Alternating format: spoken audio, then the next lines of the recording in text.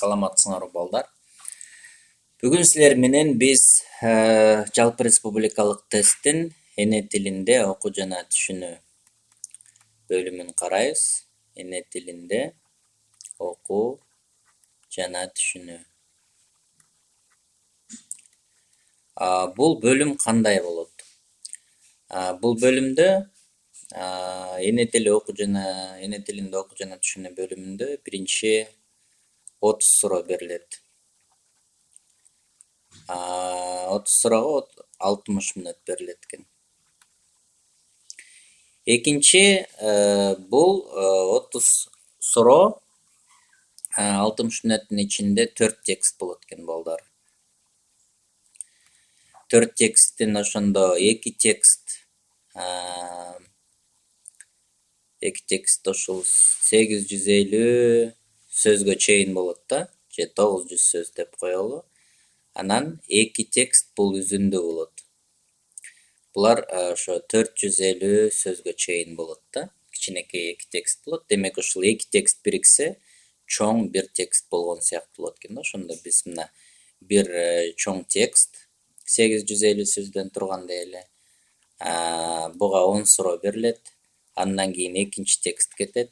Ал жерде деле 850 сөз деп коелу. Буга 10 суроо кетет. Анан кичинекей 2 текст берилет экен. Эки үзүндүү, ошо эки үзүндүү бириксе, ошол бир чоң тексттей болуп калат экен да. Буларга дагы 850 сөз болсо 10 суроо берилет. Анан бардыгы биригип 30 суроо берилет экен.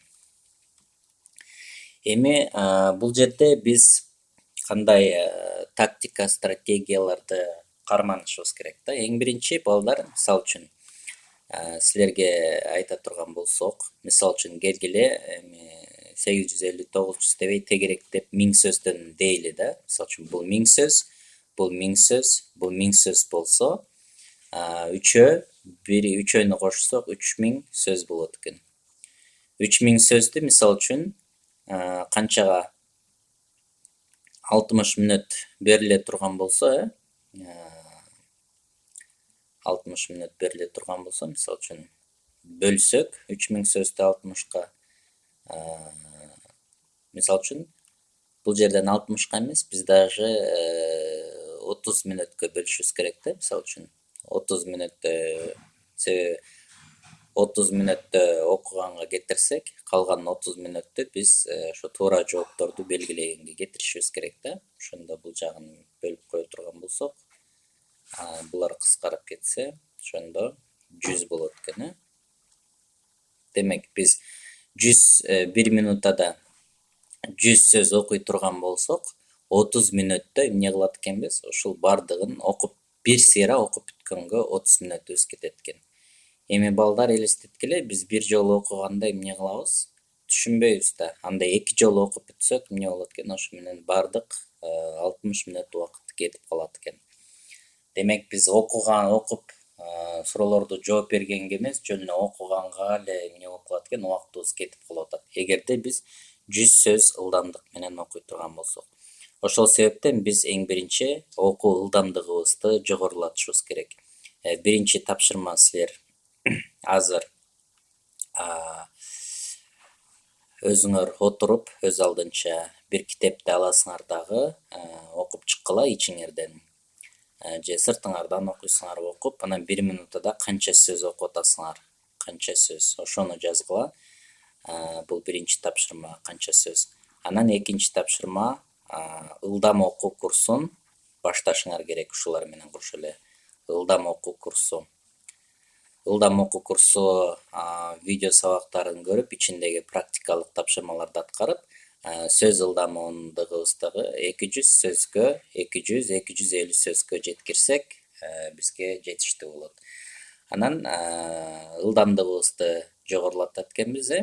Андан кийин балдар, бул тексттер менен кандай иштейбиз? Ушул тексттердеги суроолор кандай болот? Суроолордун структурасы, кээ бирде текстти окубай туруп кандай жооп бере турган суроолор болот, ошолорду карайбыз силер менен.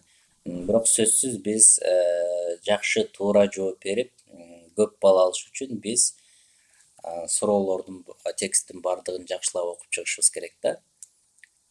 Кийинки балдар көңүл бура турган жер, мисалы үчүн эне тилин окуу жана түшүнүү бөлүмүндө демек 30 суроо берилип атса, бул окуу жана түшүнүү бул грамматика бөлүмү болуп атат. Анан ага чейин анология жана сүйлөм-толуктоо жана математиканын биринчи жана экинчи бөлүмү болуп атат. Ошондо биз мындай көңүл бура турган болсок, бул жакка биз 1,5 саат убактыбыз кетет, бул жакка жарым саат убакыт кетет, бул жакка 1 саат, анан бул жакка жарым саат убакыт кетет. Ошондо биз мисалы үчүн 1,5 саат, бул жарым саатты кошо турган болсок, эне тилинде окуу жана түшүнүү бөлүмүнө жеткенге чейин 2 саат убактыбыз кетип атпайбы? Анан окуучулар эмне болот?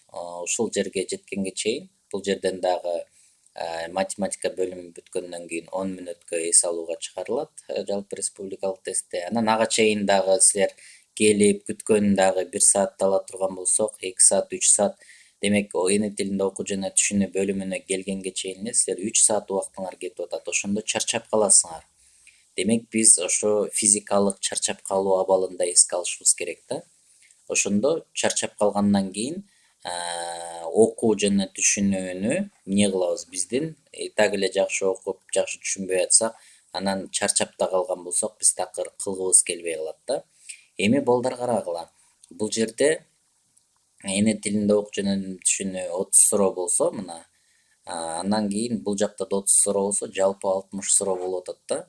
Ар бир суроого болжол менен 1,6 мына болжол менен балл берилсе, могу жерде 48 балл болот, бул жерде да 48 балл болот да.